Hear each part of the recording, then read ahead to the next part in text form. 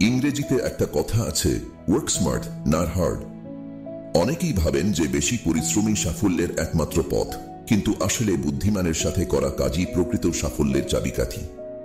আজকের গল্প আমাদের শেখাবে কিভাবে পরিশ্রম এবং সঠিক পরিকল্পনার মাধ্যমে আমরা টাকাকে আমাদের জন্য কাজে লাগিয়ে আরো সফল হতে পারি। তাহলে চলুন এই অনুপ্রেরণামূলক গল্পটি শেষ পর্যন্ত দেখি।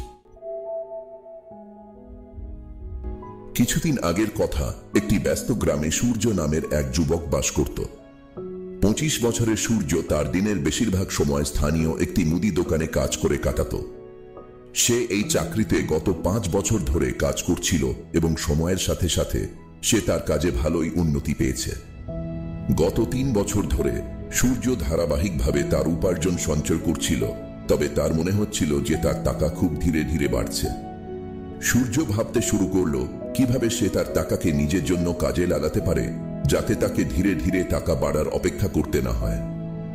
তার কাছে অন্য কোনো কাজ করার সময় ছিল না, কারণ তার দোকানের কাজেই তার বেশিরভাগ সময় চলে যেত। একদিন ছুটির দিনে সে পাশের গ্রামের এক ধনী ব্যক্তি করিম সাহেবের কাছ থেকে পরামর্শ নেওয়ার সিদ্ধান্ত নিল। করিম সাহেব তার বিশাল সম্পত্তি এবং ব্যবসার জন্য বিখ্যাত ছিলেন, আর তিনি বেশি পরিশ্রম ছাড়াই ভালোই আয় করে নিতে পারতেন। সূর্যের শেখার জন্য তিনি ছিলেন সঠিক ব্যক্তি। করিম সাহেবের বাড়িতে পৌঁছে সূর্য তাকে একটি গাছের নিচে বিশ্রাম করতে করতে কফির আনন্দ উপভোগ করতে দেখল। বিশাল সম্পত্তি থাকা সত্ত্বেও করিম সাহেব তেমন ব্যস্ত থাকতেন না। তার সম্পত্তি এবং টাকাই তার জন্য কাজ করত, এবং এটাই সূর্যকে শেখা দরকার ছিল। সালাম দিয়ে সূর্য করিম সাহেবের সাথে তার উদ্দেশ্য শেয়ার করল যে সে জানতে চায় কিভাবে সে টাকাকে তার জন্য কাজে লাগাতে পারে। করিম সাহেব সূর্যের প্রশ্নে মুচকি হাসলেন। খুব ভালো ভেবেছ সূর্য, কিন্তু প্যাসিভ আয়ের বিষয় শেখার জন্য কখনোই খুব তাড়াহুড়া করতে নয়। প্যাসিভ আয় শুধুমাত্র বড় অঙ্কের টাকা বিনিয়োগ করা বা সোনা কেনার বিষয় নয়। সঠিক চিন্তা ভাবনা নিয়ে একটি ছোট অঙ্ক তোমার জন্য কাজ করতে পারে। যদি তুমি 1 লাখ টাকাও সামলাতে পারো, তাহলে ভাবো তুমি আরো কি করতে পারো। সূর্য উচ্ছ্বসিত হয়ে উঠল। সে খুবই মনোযোগ দিয়ে শুনছিল। করিম সাহেব আরো বললেন, প্যাসিভ আয় তৈরি করার প্রথম পদক্ষেপটি সহজ। তোমার কিছু টাকা থাকতে হবে।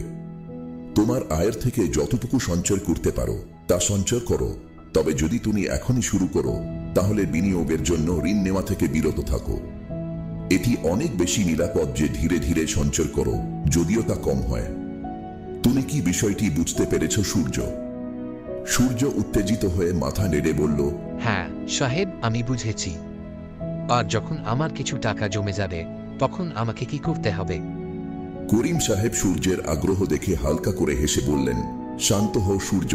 দ্বিতীয় পদক্ষেপ হলো ব্যয়বহুল জিনিস কিনতে তাড়াহুড়ো করা থেকে বিরত থাকো।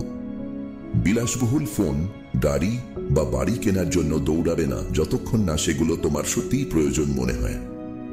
ব্যয়বহুল জিনিস যেমন গাড়ি ও ফোন দ্রুত তাদের মূল্য হারায়, এবং যখন তোমার ইনকামও সীমিত, তখন সেগুলোর পরিচালনা করাও ব্যয়বহুল হতে পারে। বরং সেই টাকা তোমার প্যাসিভ আয় তৈরি করতে ব্যবহার করো। সূর্য কিছুটা স্বস্তি অনুভব করল। সে সব সময় ব্যয়বহুল জিনিস কেনার স্বপ্ন দেখত, কিন্তু এখন সে বুঝতে পারল যে সঠিক সময়ের অপেক্ষা করা কতটা গুরুত্বপূর্ণ। আপনি ঠিকই বলছেন করিম সাহেব। যদি আমি এখন আমার সব টাকা খরচ করে ফেলি, তাহলে তো আমার কাছে কিছুই থাকবে না। একদম ঠিক, করিম সাহেব উত্তর দিলেন। এখন তৃতীয় পদক্ষেপের কথা বলি, সবচেয়ে গুরুত্বপূর্ণ অংশ, আর সেটি হলো প্যাসিভ আয়ের সুযোগ খোঁজা। তোমার চারপাশে খুঁজো, তোমার আশেপাশের এলাকা ঘুরে দেখো, এমনকি সামাজিক মিডিয়া বা ইন্টারনেটেও আইডিয়ার জন্য খোঁজো। অনেক উপায় রয়েছে যার মাধ্যমে তুমি একটি ছোট অঙ্ক দিয়েও প্যাসিভ ইনকাম তৈরি করতে পারো। তারা যখন গ্রামে ঘুরছিল, করিম সাহেব উদাহরণ দেখালেন।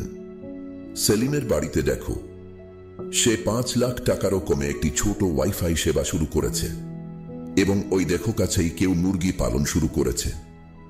মূল বিষয় হলো এমন সুযোগ খোঁজা যা তোমার দক্ষতা এবং আগ্রহের সাথে মিলে যায়। সূর্য কিছুটা অবাক হলো। সে কখনো ভাবেনি যে এত সহজ উপায়ে প্যাসিভ আয় শুরু করা যায়। আমি কখনো ভাবিনি যে আমার সামনে এত সুযোগ রয়েছে। সে অবাক হয়ে মাথা চুলকাতে শুরু করল। যখন তারা আরো এগিয়ে গেল, করিম সাহেব আরো উদাহরণ শেয়ার করলেন এবং বললেন, দেখো লোকেরা কিভাবে তাদের ছোট সঞ্চয় ব্যবহার করে আয় তৈরি করছে।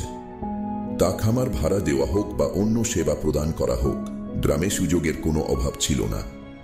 সূর্য, বিষয় হলো তোমার মনকে সম্ভাবনার জন্য খুলে দাও, শুরু যতই ছোট হোক না কেন। সূর্য সম্মতি হয়ে মাথা নাড়ল। আমি আমার কাজে এতটাই ব্যস্ত ছিলাম যে আমি এই সুযোগগুলো দেখতেই পাইনি।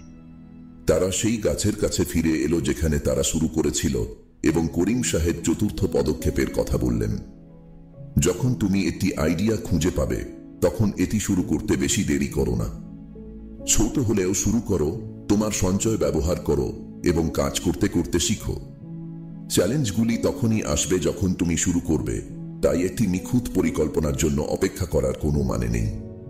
এবং মনে রেখো, ছোট বিনিয়োগ দিয়ে শুরু করাই বুদ্ধিমানের কাজ, যাতে ঝুঁকি কম থাকে। সূর্য এই মূল্যবান পরামর্শের জন্য অনেক কৃতজ্ঞ অনুভব করল। সে বুঝতে পারল যে ছোট থেকে শুরু করলে তাতে ভুল কম হবে এবং সে শিখতে শিখতে এগোতে পারবে। ধন্যবাদ করিম সাহেব এত সহজ করে বোঝানোর জন্য। এখন পঞ্চম পদক্ষেপের কথা বলি। করিম সাহেব বললেন, যখন তোমার প্যাসিভ আয় কাজ করতে শুরু করবে তখন ধীরে ধীরে তোমার বিনিয়োগ বাড়াও। তোমার মুনাফা ব্যবহার করে তোমার ব্যবসা ধীরে ধীরে বাড়াও, যেমন সেলিং তার ওয়াইফাই পরিষেবার এরিয়া বাড়িয়েছে। মূল বিষয় হলো পুনঃ বিনিয়োগ করা এবং ধীরে ধীরে সম্প্রসারণ করা। এরপর কি করিম সাহেব? ষষ্ঠ পদক্ষেপ, বৈচিত্র্য আনো। শুধুমাত্র একটি আয়ের উৎসের উপর নির্ভর করো না। যখন তোমার প্রথম প্যাসিভ আয়ের উৎস স্থিতিশীল হয়ে যাবে তখন আরেকটি প্যাসিভ আয়ের উৎস খোঁজা শুরু করার চেষ্টা করো। এতে তোমার ঝুঁকি কমে যাবে এবং তোমার মুনাফা সর্বাধিক হবে। আর হ্যাঁ, তোমার কঠোর পরিশ্রমের ফল উপভোগ করার জন্য তোমার আয়ের 50% বেশি খরচ করো না। সূর্য আরো মোটিভেটেড হয়ে উঠল। সে বলল, ও হ্যাঁ, এটাও তো গুরুত্বপূর্ণ যে আমরা আমাদের কঠোর পরিশ্রমের ফলও উপভোগ করি, তাই না? একদম।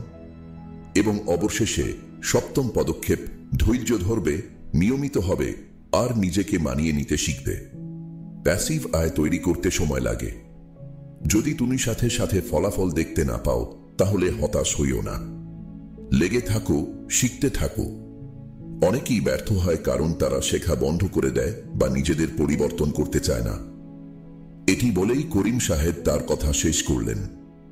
সূর্য তার নতুন জীবন শুরুর জন্য অনেক আগ্রহী ছিল এবং একই সাথে তার মাথায় অনেক চিন্তাও ঘুরছিল। আজকের গল্পের মাধ্যমে আমরা টাকার বিষয়ে নতুন কিছু শিখেছি। মনে রাখবেন, টাকা উপার্জন করা একটি আর্ট এবং সঠিক কৌশল দিয়ে এটি সহজেই করা যেতে পারে। আপনার পরিকল্পনা তৈরি করুন, সেটার বিষয়ে শিখতে থাকুন এবং ধৈর্য ধরে এগিয়ে যান। আর যদি এই গল্প থেকে কিছু নতুন শিখে থাকেন তবে লাইক ও কমেন্ট করতে ভুলবেন না এবং অন্যদের জানার জন্য শেয়ার করুন। আমরা আবারও দেখা করব পরের ভিডিওতে। ততক্ষণের জন্য বিদায়। ধন্যবাদ।